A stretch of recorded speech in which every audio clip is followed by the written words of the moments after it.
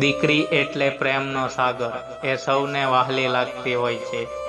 ઈશ્વરે દીકરીઓમાં જન્મથી જ મમતા તો છલોછલ ભરીને આપી હોય છે. તેના ઉછેરમાં તમે ધ્યાન આપો કે ન આપો, પણ તેની અંદર જે વાત્સલ્ય છે તે તમને હંમેશા જોવા મળશે. જો ઘરમાં મોટી પુત્રી હોય તો તે આપમેળે જ મમ્મી પપ્પાની અડધી જવાબદારી આપમેળે જ ઉઠાવી લે છે.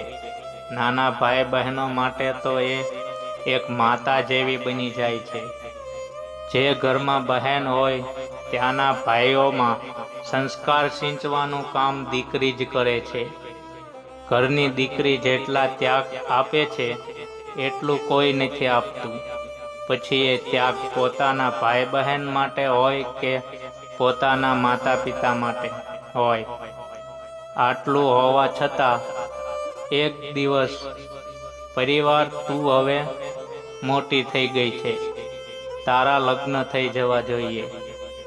આવા શબ્દો બોલીને ઘરના આ ખૂબ મહત્વના સદસ્યને એક અજાણ્યા વ્યક્તિના હાથમાં સોંપી દે છે અને દીકરી પણ ચાલી નીકળે છે.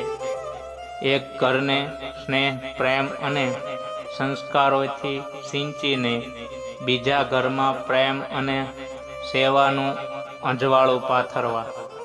દીકરી નાની હોય ત્યારે જુદી જુદી રમતો રમે છે. મોટી થતાં તે માને ઘરના કામોમાં મદદ કરે છે.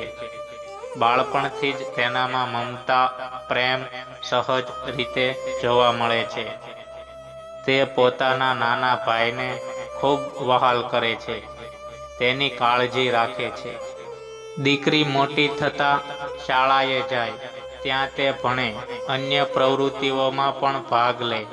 સંગીત, નૃત્ય વિશે તેને ખૂબ રસ હોય છે. મા બાપ તેની ઈચ્છા પૂરી કરે છે અને મોટી થઈ દીકરીઓ મા બાપની કાળજી લે છે. એક સમય હતો જ્યારે દીકરી જન્મ થતાં જ તેને દૂધ પીતી કરવામાં આવતી. તેને ઘરની બહાર જવાની પરવાનગી પણ નહોતી. તેને ભણાવવામાં આવતી નહોતી.